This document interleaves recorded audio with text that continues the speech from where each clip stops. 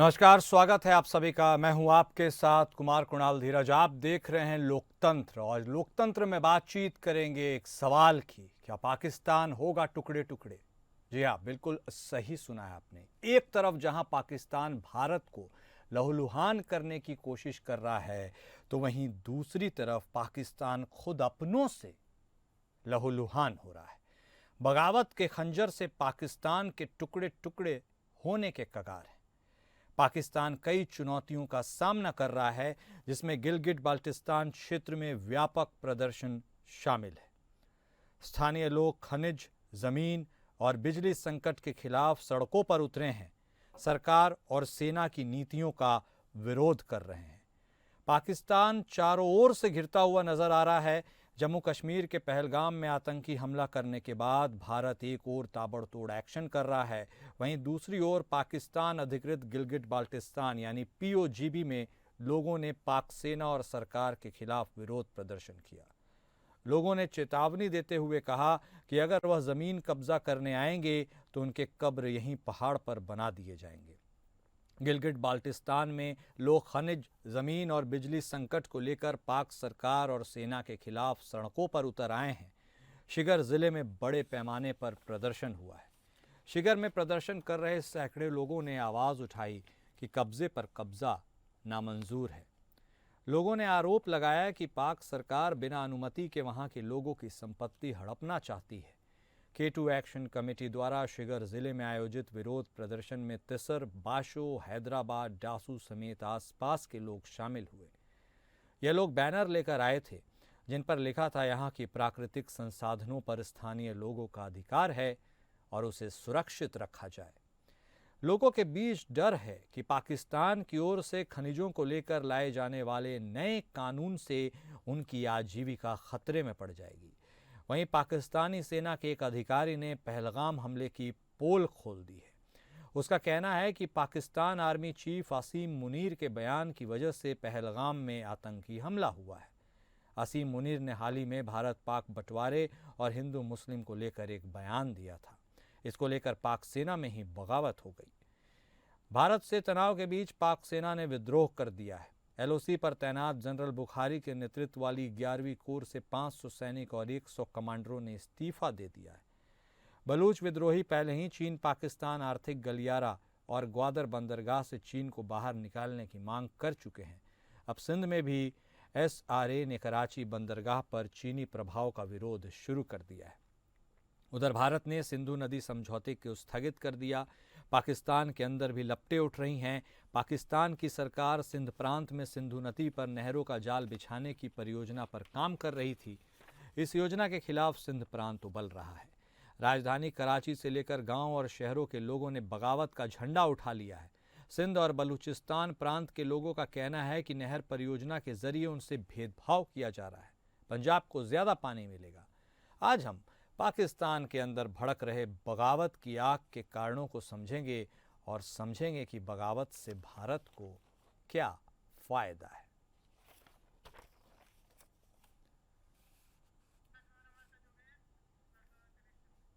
तो पाक सेना और सरकार, उसके खिलाफ आम लोगों का विरोध, यह क्या दर्शा रहा है और क्या समझा रहा है? पाकिस्तान दहशतगर्दी कर तो रहा है, लेकिन वह खुद अंदर से कितना हिला हुआ है, यह बताने और समझाने की ज़्यादा ज़रूरत किसी को है नहीं। हम चर्चा करेंगे। इस चर्चा को आगे बढ़ाते हैं। हमारे साथ हमारे खास मेहमान जुड़ चुके हैं। हमारे साथ बतौर रक्षा विशेषज्ञ कर्नल दिनेश शर्मा साहब जुड़ चुके हैं। हमारे साथ विदेश मामलों के जानकार संजीव श्रीवास्तव साहब भी जुड़ चुके हैं। आप दोनों खास मेहमान का स्वागत है। शुरुआत शर्मा साहब आप ही के साथ करते हैं। बात रक्षा, सुरक्षा, गतिरोध सबकी हो रही है, बात प्रतिशोध की भी हो रही है, और ऐसे में पाकिस्तान दहशतगर्दी फैला तो सकता है, लेकिन जो वह दूसरे के ऊपर आजमाता है उसी का शिकार वह खुद हो रहा है। अंदर से ही विरोध की आवाज़ें कुछ इतनी बुलंद हो रही हैं कि वो इंटरनल मैटर्स में ही कितना उलझा हुआ है, इसकी बानगी दिखती है। जफर एक्सप्रेस के बहाने क्या कुछ हुआ बलोच लिबरेशन आर्मी की तरफ से, और अब लेटेस्ट गिलगिट बल्टिस्तान के बारे में बात कीजिए, सिंध प्रांत के बारे में बात कीजिए। अपनों ही ने कहर बरपा रखा है, अब जाए तो जाए कहाँ पाकिस्तान। कुणाल जी, आपने बहुत सुंदरता के साथ पूरा अपना इंट्रोडक्शन स्पीच में सब कुछ बता दिया, पर मैं एक प्रांत और ऐड करना चाहता हूं। वो है पाकिस्तान ऑक्युपाइड कश्मीर, मुजफ्फराबाद। वहां की जो कौमी पार्टी है, उन्होंने तकरीबन 20-25 दिन पहले जो है उनके भी रोज प्रदर्शन होते हैं। उसके पीछे बैकग्राउंड ये है, एक बिजली और दूसरा गेहूं के ऊपर जो पाकिस्तान गवर्नमेंट ने सब्सिडी हटा दी है, जो अब 500-600 रुपए पर केजी के हिसाब से बोल रही है। उनका स्टेटमेंट आया था कि अगर पाकिस्तान आर्मी या पुलिस ने हमारे ऊपर किसी प्रकार का और अत्याचार किया या हमारे ऊपर हमें कुचलने की कोशिश की, तो इस बार जो पाकिस्तान आर्मी के जो जवान होंगे उनकी डेड बॉडी जो है हम मंगला डैम के अंदर फेंक देंगे। जवाहर एक्सप्रेस में तो स्टेशन के ऊपर मिल गई थी, तो ये मैं जरा ऐड करना चाहता था। अब चलते हैं, बात करते हैं गिलगित बाल्टिस्तान की। ये पहली दफा शायद हुआ है कि मेन स्ट्रीम में आया और इंटरनेशनल मीडिया के भी नजर में आया, लेकिन गिलगित बाल्टिस्तान की प्रॉब्लम जो है कई महीनों से या कई सालों से चल रही है, जहां पर कि वो अपने अधिकारों के लिए संघर्ष कर रहे हैं। उनकी भी बेसिक प्रॉब्लम है कुणाल जी। वहां पर दुनिया भर के हाइड्रो इलेक्ट्रिक डैम हैं, लेकिन उनको बिजली नहीं मिलती। वो बिजली सीधी की सीधी जो है मेनलैंड पाकिस्तान के अंदर आती है। और दूसरा भी उनका जो है ये गेहूं का बीज के ऊपर सब्सिडी हटा दी है। तीसरा जो सबसे बड़ा उनके अंदर आक्रोश है, देखिए साहब, ये जो गिलगित बाल्टिस्तान है इसको कंट्रोल करता है वहां की फौज का एक डिवीजन है, जिसे कहते हैं फोर्स कमांडर नॉर्दर्न एरिया, जो कि 10 कोर का हिस्सा है, जो कि जम्मू एंड कश्मीर को पूरा देखते हैं। गिलगित बाल्टिस्तान के अंदर जो है मैक्सिमम, जब मैं कहूंगा प्रीडोमिनेटली जो है सिया पॉपुलेशन है। ये पूरा इलाका जो है हमारी तरफ जो है कारगिल, द्रास और बटाली के अपोजिट पड़ जाता, जो सिया का इलाका पड़ जाता। लेकिन पाकिस्तान ने हाल ही में वहां का डेमोग्राफिक पैटर्न चेंज करने के लिए पंजाब से जो सुन्नी मुसलमान हैं उनको थ्रो अवे प्राइस के ऊपर वहां पर जमीन दिया और वहां पर ये रह रहे। गिलगित बाल्टिस्तान जो है नेचुरल रिसोर्सेज में बहुत ज्यादा है, और अभी ये जो आपने जिक्र किया जो मिनरल बिल पास कर रहे हैं, उसके बाद तो उनके खनिज के ऊपर और उनकी जमीन के ऊपर एक प्रकार से पाकिस्तान के पंजाब के इलाके का जो है दोबारा से इलीगल ऑक्युपेशन हो जाएगा। नेक्स्ट बात है कुणाल जी, 1947 से ये जो है गिलगित बाल्टिस्तान जो है इलीगली जो है पाकिस्तान ने काबू कर रखा है। लेकिन मैं ये बताना चाहता हूँ, आज तक उनको जो है सिटीजनशिप नहीं है। They are not the citizen of Pakistan. ये सिर्फ 2009 के अंदर शायद उनके किसी कॉन्स्टिट्यूशन के अंदर 26 अमेंडमेंट हुई थी, जिसके दौरान जो है गिलगित बाल्टिस्तान को जो है एक autonomous kind of a authority दी गई थी। वहां की लेजिस्लेटिव असेंबली है जो जिसके अंदर 36 सदस्य होते हैं, 24 चुने हुए हैं, 6 जो है औरतों के लिए हैं और 3 जो है टेक्नोक्रेट के लिए होते हैं जी। तो ओवरऑल जो मैं बताना चाहता हूं कि इस समय जो है पाकिस्तान एक खंडित है।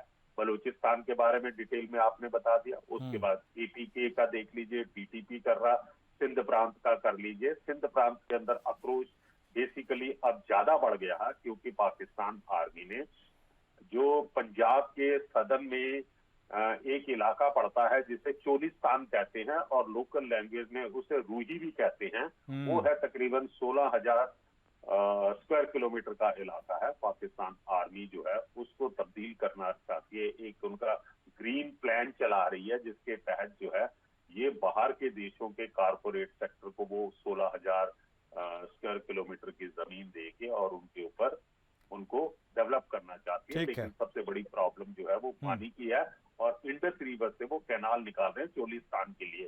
तो ये सबसे बड़ा जो है सिंध के अंदर विद्रोह का कारण है। हाँ। जी ठीक है। नहीं वो तो जो हो रहा है जमीन पर पाकिस्तान की, उसके बारे में आपने भी बताया, उस पर हमने चर्चा करी दी। श्रीवास्तव साहब, मूल बात यह है कि पाकिस्तान में जो हो रहा है इशारा अंतर कलह के ऊपर है, इसका मेन रीजन क्या है? और यह जो हो रहा है इसकी वजह से क्या भारत को कुछ फायदा हो सकता है पाकिस्तान के अंदर की बगावत से? कुणाल जी, पाकिस्तान की जो अंतर कलह का और पाकिस्तान की जो भी दयनीय स्थिति का अगर कोई सबसे बड़ा कल्प्रिट है तो वो है पाकिस्तान की सेना और वहाँ की खुफिया एजेंसी ISI। और ये जो पाकिस्तान जिसको हम कहते हैं सो कॉल्ड जो एस्टेब्लिशमेंट इनको कहा जाता है, ये वास्तविक रूलर्स हैं पाकिस्तान के, यही रूल करते हैं। और इन्होंने अभी तक के पाकिस्तान के इतिहास में आधा समय तक सीधे सीधे रूल किया है, सैनिक शासन इम्पोज करके, और आधे समय तक लगभग ये इन्होंने पर्दे के पीछे से शासन किया है। वर्तमान समय का उनका जो शासन है वो पर्दे के पीछे का शासन है। और पाकिस्तान में ये जो वहाँ की आर्मी है और वहाँ के जो रियल रूलर्स हैं उसमें एक पंजाबी सुन्नी डोमिनेशन भी है।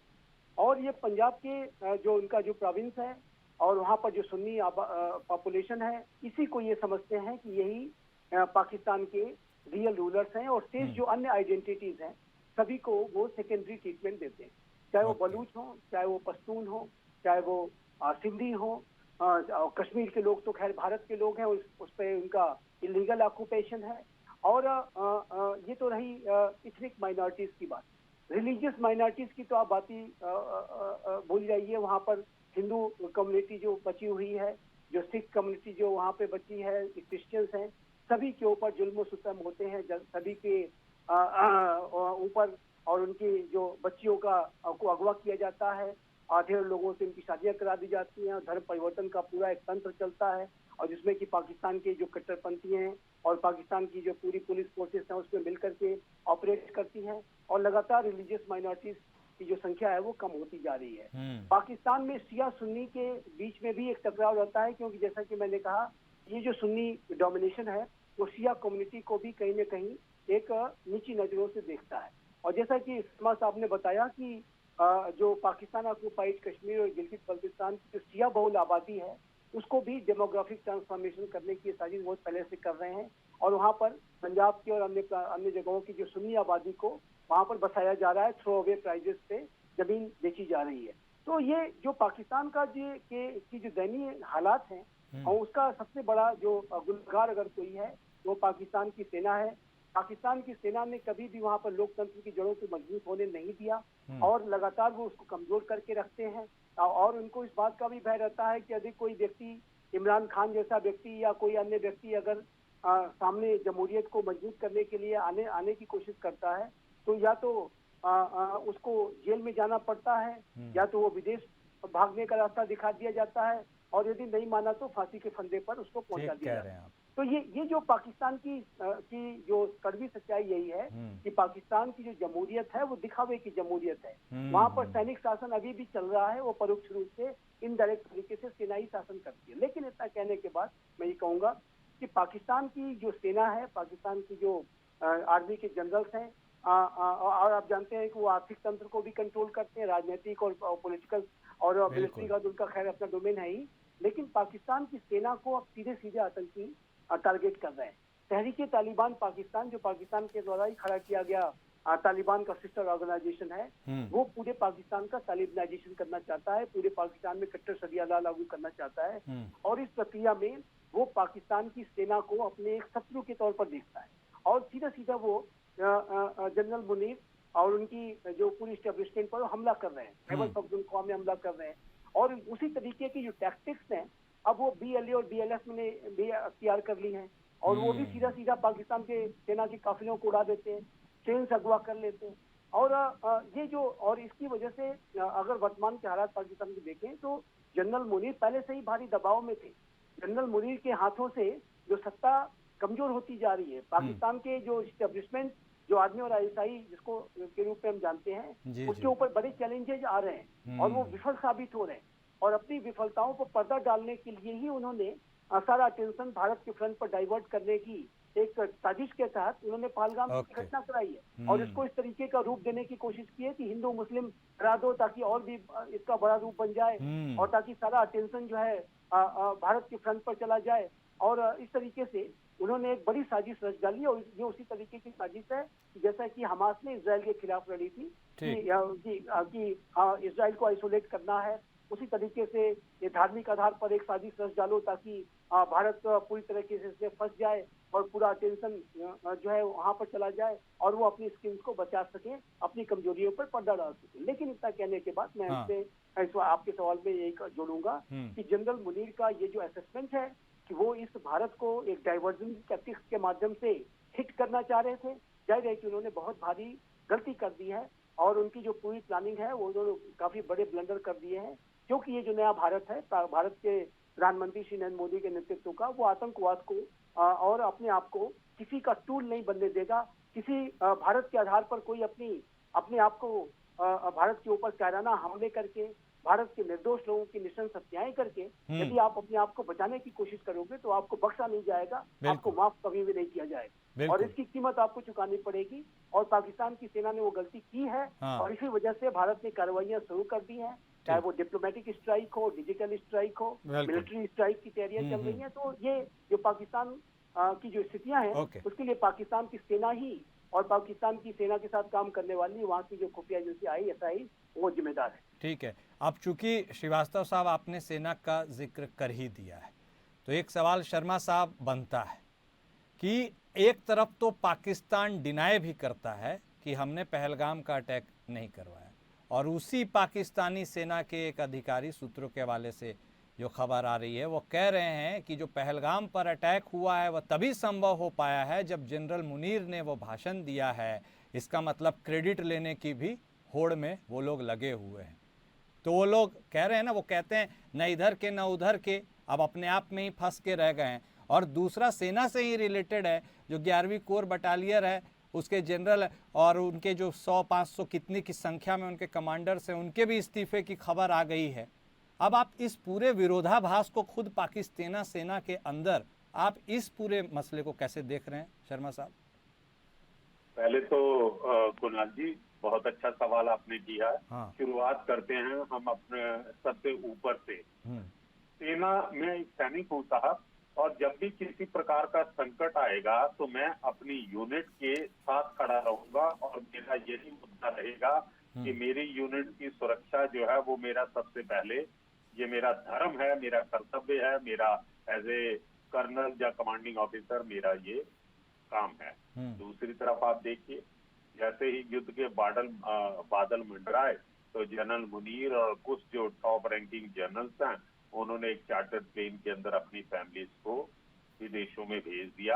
अब ये बातें जो होती हैं साहेब, ये छुपती नहीं है, ये नीचे तक आ जाती हैं, क्योंकि सेना के जवान, सेना के JCO, सेना के अफसर वो आपकी तरफ देख रहे हैं और ये पता चल जाता। अब बात आ जाती है दूसरी, आज की तारीख के अंदर जिस प्रकार से खबरें निकल कर आ रही हैं और आपने भी बताया, ये जो 11 कोर है ये क्वेटा के अंदर लोकेटेड है, जो कि बलूचिस्तान के इलाके को देखती है। वहां से वहां के कोर कमांडर ने जो है उनके chief of the army staff को लेटर लिखा है कि बहुत से सैनिक और ऑफिसर्स जो हैं वो रिजाइन कर रहे हैं, और रिजाइन करने का कारण जो है वो ये बता रहे हैं कि उनकी घरेलू समस्याओं की वजह से वो रिजाइन कर रहे हैं। हाँ। कुणाल जी, जहां मैं आपको इंडियन आर्मी के बारे में 1 मिनट मुझे दीजिएगा। बिल्कुल सर, बोलिए। इंडियन आर्मी के अंदर कुछ यार्डस्टिक हैं। किसी यूनिट का, जैसे यूनिट जिसकी की तकरीबन 1000 स्ट्रेंथ होती है और उसको कर्नल कमांड करता है, किसी यूनिट का मोराल को अगर चेक करने के लिए जब इंस्पेक्टिंग ऑफिसर आता है तो वो कुछ डाटा देखता है। उस डाटे के अंदर सबसे पहला डाटा होता है कि इस यूनिट के रेगुलरली कितने लोग जो हैं सिक रिपोर्ट कर रहे हैं। सिक रिपोर्ट एक शब्द इस्तेमाल होता है जिसमें जवान जो है सुबह जो मिलिट्री हॉस्पिटल के अंदर आता है, नंबर 1। नंबर दूसरा यार्डस्टिक होता है कि वेपन्स के अंदर कितनी तोड़फोड़ हो रही है। तीसरा होता है कि कितने लोग जो है जिनको छुट्टी से वो भगौड़े हुए हैं या लेट आए हैं। और लास्ट जो होता है कि यूनिट के मोराल का, कि कितने लोग जो है फौज को छोड़ के जा रहे हैं। ये मोटे तौर के ऊपर मैंने आपको 4 जो है चिन्हित की हैं। जब वो ये डाटा देखता है तो वो समझ जाता है कि ये यूनिट वॉर के लिए फिट है या अनफिट फॉर वॉर। अब चलते हैं पाकिस्तान आर्मी की तरफ। ऑल ऑफ ए सडन जबकि खबरें अलग अलग आ रही हैं, मैंने भी पढ़े हैं, मैं उनका सत्यापन तो नहीं कर सकता हूं। कई जगह खबरें आई हैं कि 5000 लोगों ने जो है रिजाइन किया है। अगर एक साथ जो है एक समय के ऊपर 5,000, या चलिए डाटा नीचे ले आते हैं, 1200 लोग भी पूरी इंडियन आर्मी, पूरी पाकिस्तान आर्मी के कर रहे हैं, तो ये इंडिकेट करता है कि पाकिस्तान आर्मी का मोराल जो है बहुत लो है। दूसरा जो है वो देख रहे हैं कि मुनीर की पॉलिसीज की वजह से किस प्रकार से उनके सैनिक जो हैं, चाहे वो बलूचिस्तान हो, चाहे वो केपीके हो, चाहे अफगानिस्तान की तरफ से, कैसे वो मारे जा रहे हैं। तीसरा जो है सबसे बड़ी शर्म की बात होती है किसी भी आर्मी के लिए कि पूरी ट्रेन जिसके अंदर 200-250 जो है आर्मी के पर्सनल है, उसको जो है चंद एक फ्रीडम फाइटर जो है उसको गायब कर देते हैं और चुन चुन के फौजियों को मारते हैं। तो इससे जो है आपकी इमेज जो होती है सिविलियंस के अंदर और अपनी सेना के अंदर ही बहुत डाउन होती है। तो इन सारी चीजों को मद्देनजर रखते हुए मेरा ये कहना है कि आज की तारीख के अंदर जो है पाकिस्तान आर्मी के अंदर बहुत ज्यादा लो मोराल है।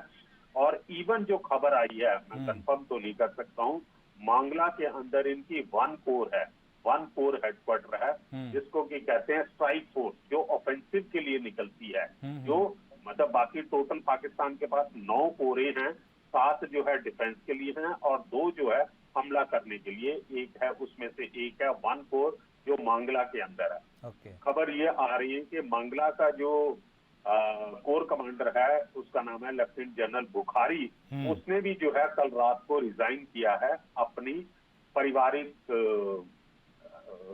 प्रॉब्लम्स की वजह से। अब साहब आप अंदाज लगा सकते हैं कुणाल जी कि अगर ऑफेंसिव कोर कमांडर जो है वो रिजाइन कर रहा है, तो आप इमेजिन कर लीजिए कि लोअर स्टाफ के अंदर किस प्रकार का डर, भय, शर्मिंदगी और हतोहत हो चुके हैं कि जिस समय की वो अपने टॉप लीडरशिप को देखते। एक चीज और बताना चाहता हूं कि ये जो कोर कमांडर है, जो 1 कोर का कोर कमांडर है, वो सीनियोरिटी के अंदर 12वें नंबर के ऊपर है।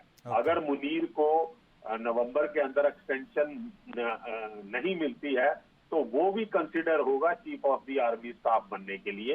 ये जो जिस प्रकार की खबरें जो सोशल मीडिया के ऊपर है, मैं सावधानी से कहना चाहता हूं कि इसका मेरे पास कोई सत्यापन करने का नहीं है, लेकिन जो पाकिस्तान के सोशल मीडिया के ऊपर आ रहे हैं, तो I have no doubt not to believe these kind of information.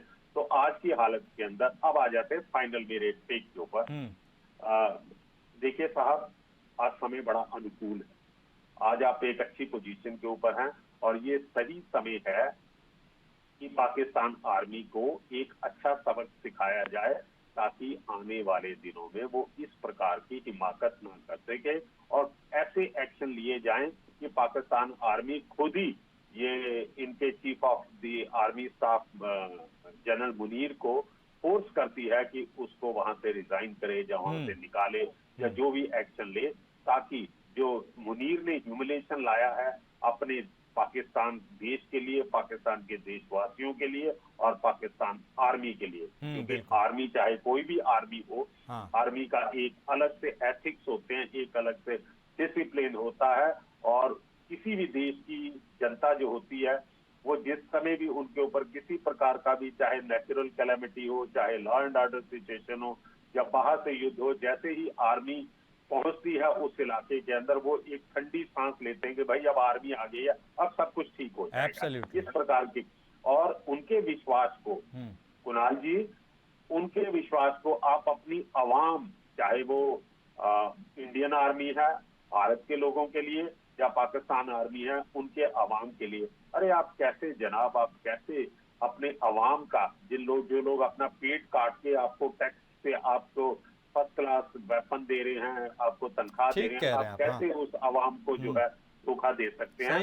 And last बात मैं कहना चाहता हूँ इम्पोर्टेंट। देखिए साहब, मैं एक सैनिक हूँ कुणाल जी, और मुझे कोई शर्म नहीं है ये कहने में कि जो सैनिक होते हैं, जो आर्मी होते हैं, they are incapable of running a country. Incapable, I repeat, incapable. अरे भाई, हमारा सेना का काम है, हमें एक जिम्मेवारी का इलाका दे रखा एज ए कर्नल, भाई ये तेरा 4 किलोमीटर का इलाका है दुश्मन के सामने का, तुझे इस इलाके के अंदर कोई हरकत नहीं होने देनी, कोई हरकत होती है तो तुम जवाबी एब्सोल्युटली, कार्रवाई नहीं नहीं, करोगे। बिल्कुल सर, बिल्कुल बिल्कुल, आपने मेरा सही फरमाया। हाँ, नहीं नहीं, हम समझ गए। हाँ, मेरा फोकस जो है वो 4 किलोमीटर के इलाके में, मैं नहीं चिंतित हूँ कि 5 किलोमीटर एब्सोल्युटली, के बाहर उन है दोनों वो क्षेत्र को अलग रखना ही चाहिए, आप बिल्कुल सही कह रहे हैं। और श्रीवास्तव साहब, सिर्फ भारत का नाम लेकर के पाकिस्तान अपनी जनता को कब तक गुमराह करेगा और कब तक दहशतगर्दी फैलाएगा, जब खुद वहाँ के खुद की उसकी जनता चाइना के बारे में भी सवाल उठा रहे हैं और चाइना को भी कह रहे हैं कि भाई अपने घर का रास्ता नापो। ये तो विडंबना है।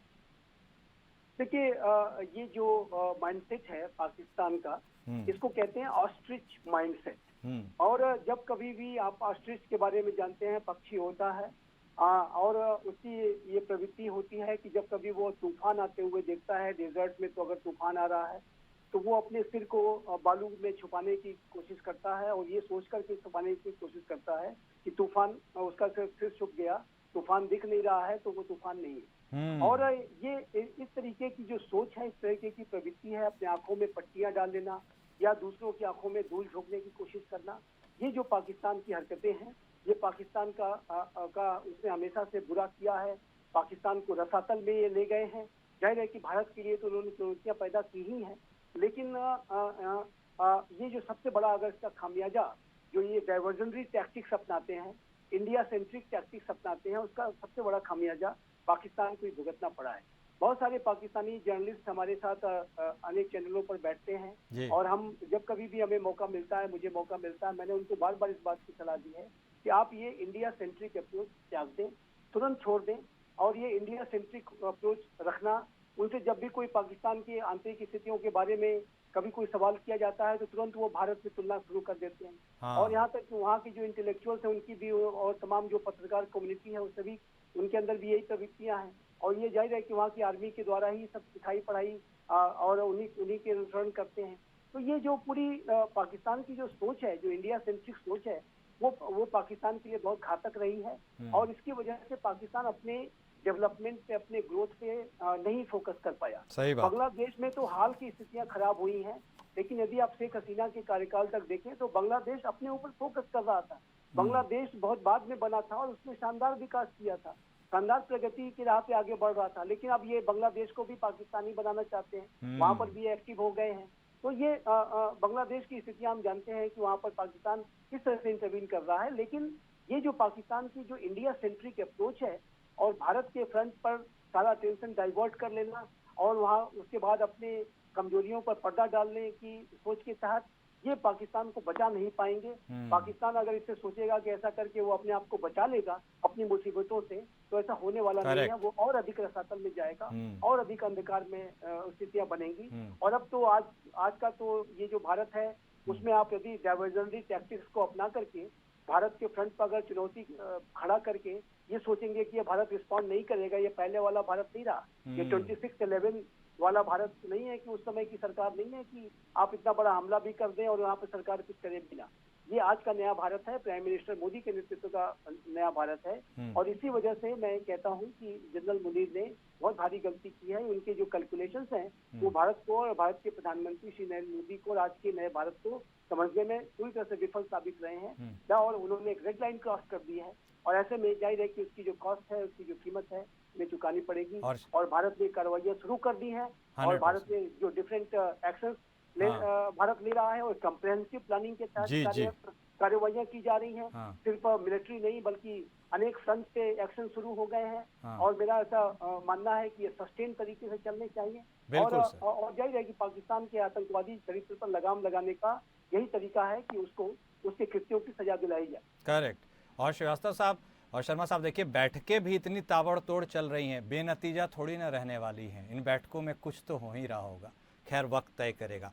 बहुत शुक्रिया, आप दोनों खास मेहमान हमारे साथ, आपने यहाँ पर शामिल हुए चर्चा में और विस्तार से इस मुद्दे पर बातचीत की। इंतज़ार तो बस उस पल का है जब भारत अपने तरह से सबक सिखाएगा और क्या इस सबक को पाकिस्तान झेल पाएगा।